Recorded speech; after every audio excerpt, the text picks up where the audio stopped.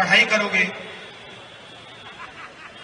2-3 साल दबा के पढ़ाई करोगे और फिर आप एग्जाम में जाओगे, पेपर आपके सामने होगा, पेन आपके हाथ में होगा और आपको उससे तकरीबन 1 घंटा पहले अपने मोबाइल फोन पे कोई अमीर स्टूडेंट आपको पेपर दिखा देगा, कहना ये देख तू जाने तेरी पढ़ाई जाने, तूने पूरी पढ़ाई की, मुझे कोई फर्क नहीं पड़ता, मैंने तो पेपर खरीद लिया। नहीं, कहानी वहां नहीं रुकती। फिर आप कहोगे यार मेरी जिंदगी बर्बाद कर दी। फिर आपसे कहेंगे देखो भैया अब रोजगार छोड़ो, आपका पेपर लीक हो गया, सारा मामला ठप हो गया, ये रास्ता भी बंद।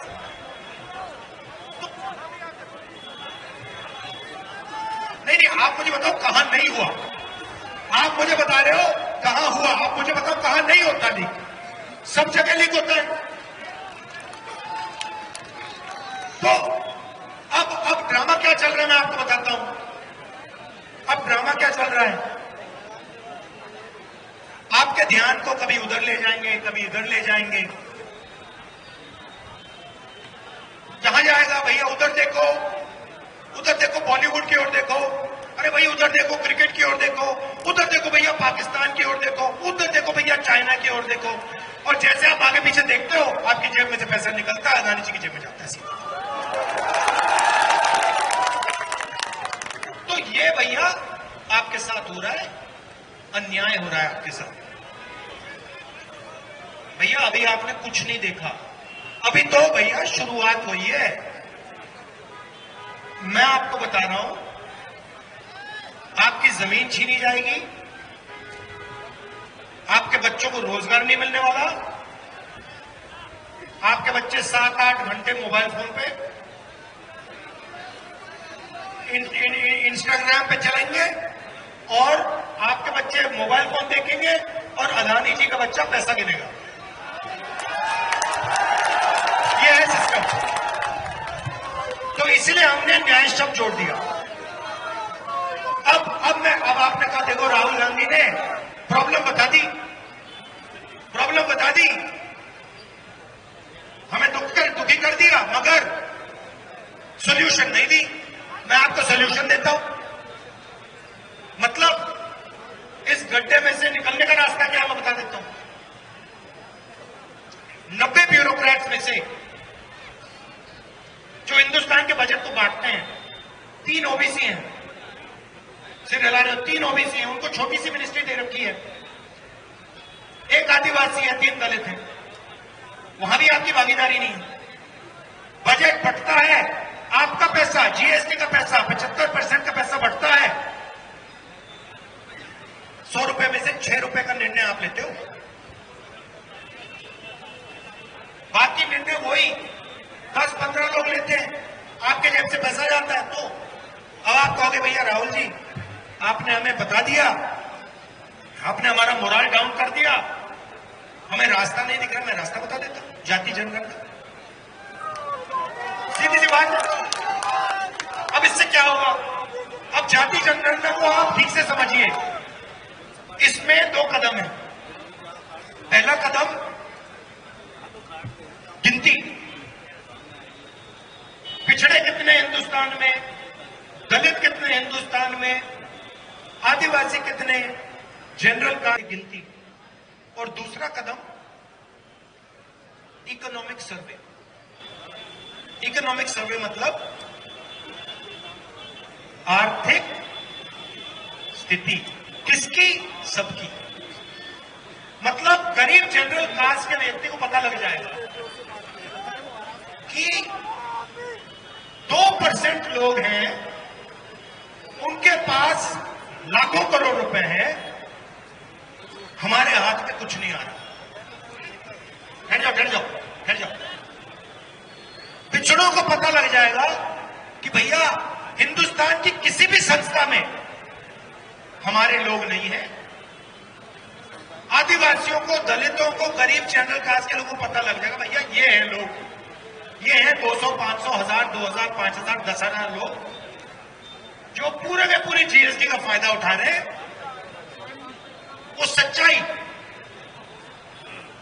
बिल्कुल साफ आपके सामने पता लग जाएगा और फिर आप अपने हक के लिए, सच्ची भागीदारी के लिए खड़े हो पाओगे। अभी आपके पास डेटा ही नहीं है। 21वीं सदी है, डेटा का टाइम है, आपके हाथ में डेटा नहीं है। अब मैं कह रहा हूं भैया डेटा तो निकालो, देश को सच्चाई पता लग जाए, उसके बाद में डेटा पे कार्रवाई होगी। नरेंद्र मोदी जी कहते हैं नहीं भैया, दो ही जाते हैं, एक गरीब है एक अमीर है। पहले कहते थे मैं ओबीसी हूं, पिछड़ी जात का हूं,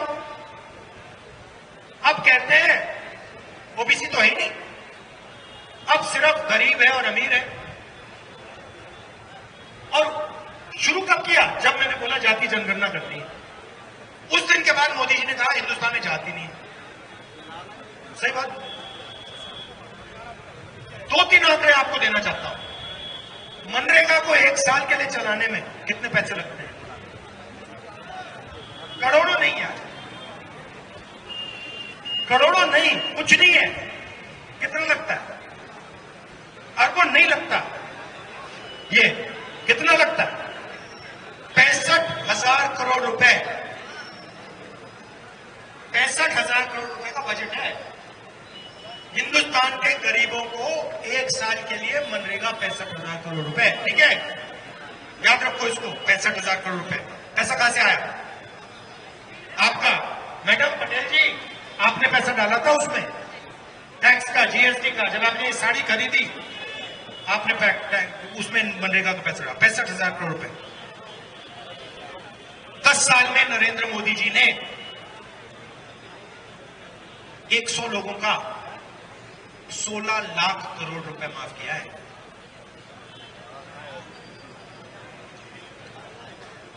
बीस 25 लोगों को,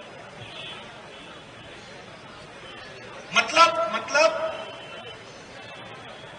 20-25, ज्यादा से ज्यादा 50 लोगों का 16 लाख करोड़ रुपया। भैया 16 लाख करोड़ रुपए में मनरेगा कितने साल के लिए चलेगी? कितने साल? अलंकार कैलकुलेट करके बताओ मुझे।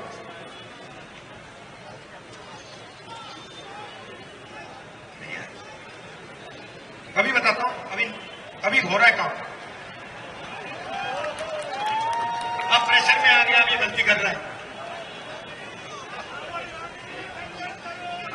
हाँ? 24 साल। कितना? 24 साल मनरेगा का पैसा नरेंद्र मोदी जी ने 20-25 लोगों को दे दिया।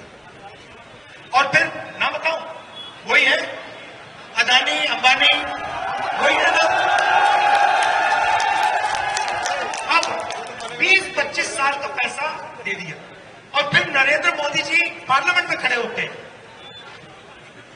और कहते हैं मनरेगा बिल्कुल बेकार योजना है, इससे आदत खराब होती है। तो मेरा सवाल है, जब काम करने के लिए गरीब को 65,000 करोड़ रुपया दिया जाता है तो फिर उसकी आदत खराब हो रही है, मगर फ्री में 16 लाख करोड़ रुपया 20-25 लोगों को दिया जाता है तो उनकी आदत खराब नहीं हो रही क्या? उनकी आदत खराब नहीं हो रही क्या? वो आलसी नहीं बन रहे क्या? तो सारा का सारा बात देखिए, ये यहां पे पुलिस वाले खड़े हैं, आपको मालूम है नई राइफल आई है? मालूम है? देखो, आपकी राइफल पहले इंसास राइफल हुआ करती थी, है ना? 9mm की आपकी पिस्तौल होती थी, है ना? वो सरकारी कंपनी बनाती थी। इंडियन ऑर्डिनेंस फैक्ट्री वो बनाती थी।